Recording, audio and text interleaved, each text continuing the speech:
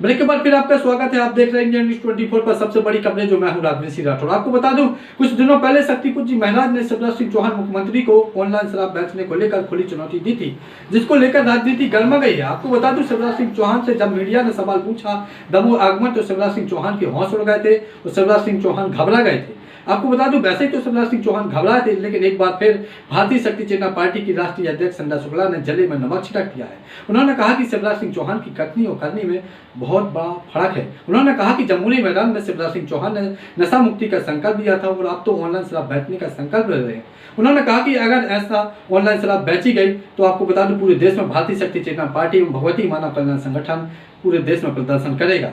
आपको बता दूं, उन्होंने कहा कि दमोह में उपचुनाव होने जा रहा है, जिसको लेकर हमारा प्रत्याशी भी खड़ा होगा और जिसको लेकर भाजपा को बहुत बड़ा नुकसान हो सकता है। देखिए पूरी रिपोर्ट क्या है, संध्या शुक्ला ने क्या कहा। शक्तिपुर जी महाराज ने शिवराज सिंह चौहान ने बीजेपी को चुनौती दी थी, जिसको लेकर सीएम दमोह आए थे, जिसमें रिपोर्टर द्वारा हमारा क्वेश्चन किया गया था ऑनलाइन शराबबंदी को लेकर, तो चुप्पी साध इसमें आपका क्या कहना है?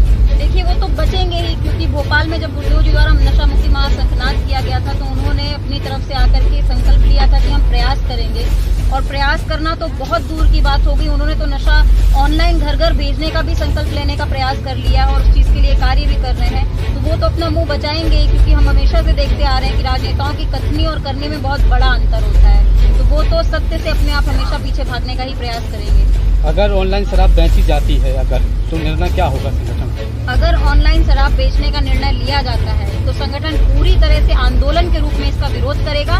इसलिए हम इस मंच के माध्यम से भी हम शिवराज सिंह चौहान जी को भी चुनौती देना चाहते हैं, उनको भी कहना चाहते हैं कि ऐसा राष्ट्रहित और अपने राज्य के जो हित में निर्णय ना हो, ऐसा कोई निर्णय ना ले जो अपने राज्य में शराब घर घर पहुंचेगी। तो आप विचार कर सकते हैं कि हमारे घर की महिलाओं का, हमारे घर के बच्चों का क्या हाल होगा।